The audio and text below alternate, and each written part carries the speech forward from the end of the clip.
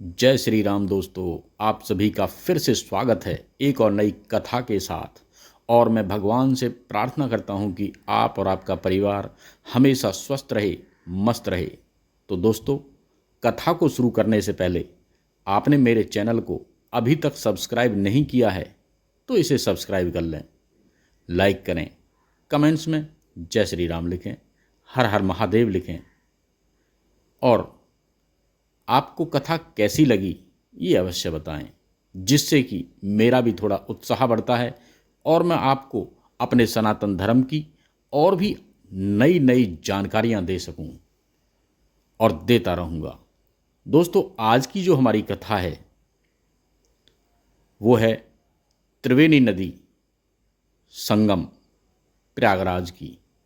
ध्यानपूर्वक सुने और मैं आज आपको बताने वाला हूं यहाँ के बहुत ही रोमांचक रहस्य। आप बने रहें मेरे साथ पूरी कथा में। त्रिवेणी नदी का नाम सुनते ही सबसे पहले प्रयागराज के त्रिवेणी संगम की याद आती है, जहाँ गंगा, यमुना और अदृश्य नदी का मिलन होता है। हालांकि त्रिवेणी शब्द का प्रयोग कई अन्य नदियों के संगम के लिए भी किया जाता है। यहाँ मुख्य जानकारियाँ आज मैं आपको बताने वाला हूँ, तो आप बने रहना इस कथा में लास्ट तक, संपूर्ण इस कथा का रहस्य जानने के लिए। प्रयागराज का त्रिवेणी संगम यह भारत के उत्तर प्रदेश राज्य में स्थित है। गंगा और यमुना नदियों का यहाँ स्पष्ट रूप से दिखाई देती हैं, जबकि सरस्वती को पौराणिक रूप से अदृश्य माना जाता है। इसे हिंदू धर्म में बहुत पवित्र माना जाता है और यहाँ कुंभ तथा अर्धकुंभ मेले का आयोजन होता है। ऐसा माना जाता है कि यहाँ स्नान करने से पापों का नाश होता है और मोक्ष की प्राप्ति होती है। त्रिवेणी नदी गुजरात में भी है। यह गुजरात राज्य में बहने वाली एक नदी है। इसे पौराणिक रूप से भी महत्वपूर्ण माना जाता है। खासकर सोमनाथ मंदिर के पास इसका संगम स्थल लोकप्रिय है। अन्य स्थानों पर त्रिवेणी संगम, कई अन्य जगहों पर भी त्रिवेणी संगम नाम से नदी संगम स्थल है, जैसे कर्नाटक, पश्चिम बंगाल, उड़ीसा और नेपाल। इन सभी स्थानों पर त्रिवेणी संगम को धार्मिक दृष्टि से महत्वपूर्ण माना जाता है। त्रिवेणी संगम का धार्मिक महत्व, हिंदू धर्म में इसे अत्यंत पवित्र स्थल माना गया है। महाभारत और अन्य धार्मिक ग्रंथों में इसका उल्लेख है। दोस्तों, यहाँ पिंडदान, तर्पण और अन्य धार्मिक अनुष्ठान किए जाते हैं। आज आप बने रहें मेरे साथ, बहुत कुछ आज मैं आपको जानकारी देने वाला हूँ। त्रिवेणी संगम का संपूर्ण रहस्य और कथा आज मैं आपको सुनाने वाला हूँ। त्रिवेणी संगम प्रयागराज, जिसे आज हम प्रयागराज कहते हैं, और आप में से बहुत मेरे प्रियजन कुंभ नहाने के लिए, कुंभ स्नान करने के लिए गए होंगे प्रयागराज में। पुराना नाम इसका इलाहाबाद है। इलाहाबाद में स्थित है, जहाँ 3 पवित्र नदियाँ गंगा, यमुना और अदृश्य सरस्वती आपस में मिलती हैं। यह स्थान हिंदू धर्म में अत्यंत पवित्र माना जाता है और यहाँ स्नान करने से मोक्ष की प्राप्ति होती है। इस संगम का रहस्य और उसकी कथा अत्यंत रोचक है, जो आज मैं आपको संपूर्ण बताने वाला हूँ।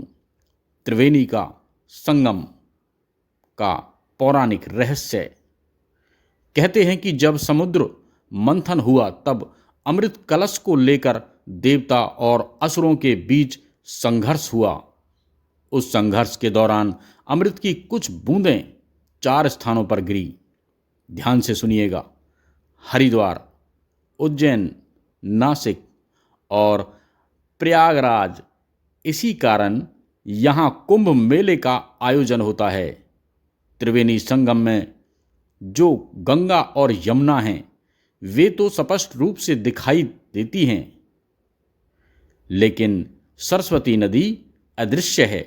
पुराणों के अनुसार सरस्वती नदी एक दिव्य नदी है जो केवल सूक्ष्म रूप में प्रवाहित होती है और केवल ऋषि मुनि व दिव्य दृष्टि वाले भक्त ही इसे देख सकते हैं।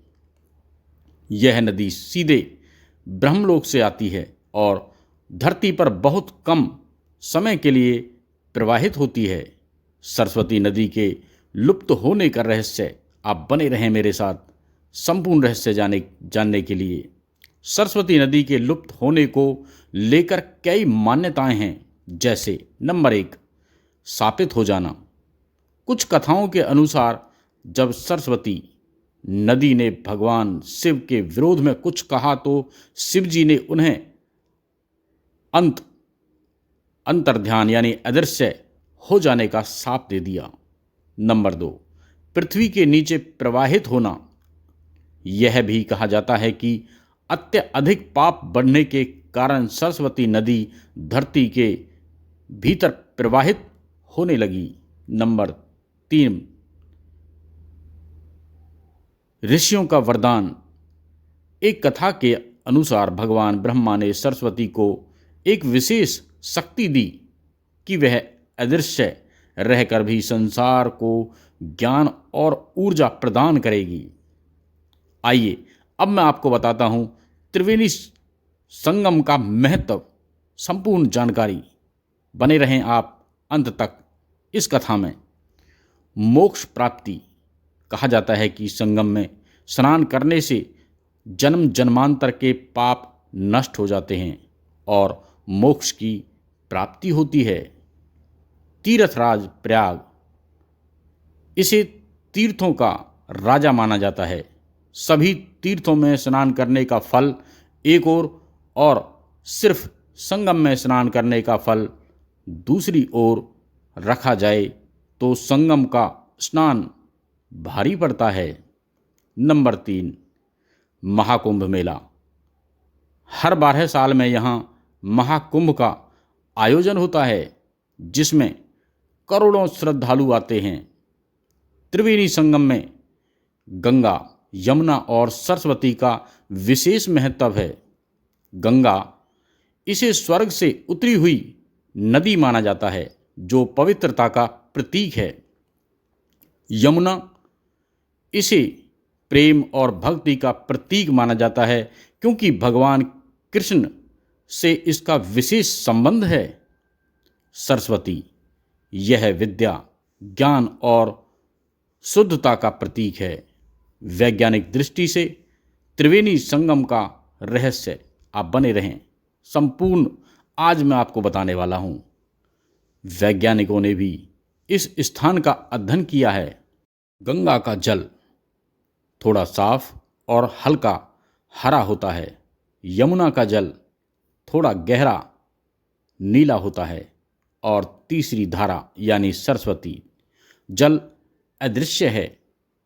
सैटेलाइट इमेज से पता चला है कि सरस्वती नाम की एक जलधारा राजस्थान से लेकर प्रयागराज तक फैली हुई थी, लेकिन अब यह जमीन के अंदर प्रवाहित होती है। तो दोस्तों, त्रिवेणी संगम केवल एक नदी का मिलन स्थल नहीं बल्कि आध्यात्मिकता का रहस्य और चमत्कारों से भरा एक दिव्य स्थान है। यहाँ की मिट्टी, पानी और वातावरण भक्तों को दिव्यता का अनुभव कराता है। प्रयागराज आकर संगम में स्नान करना जीवन की एक महान उपलब्धि मानी जाती है। दोस्तों, आपने जो इस कथा को सुनने के लिए इतना समय दिया, मुझे प्यार दिया, उसके लिए मैं आपका दिल से आभार प्रकट करता हूँ।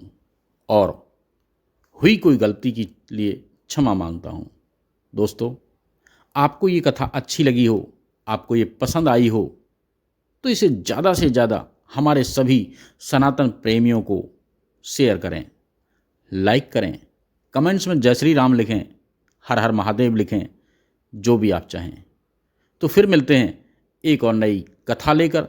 जब तक के लिए जय श्री राम।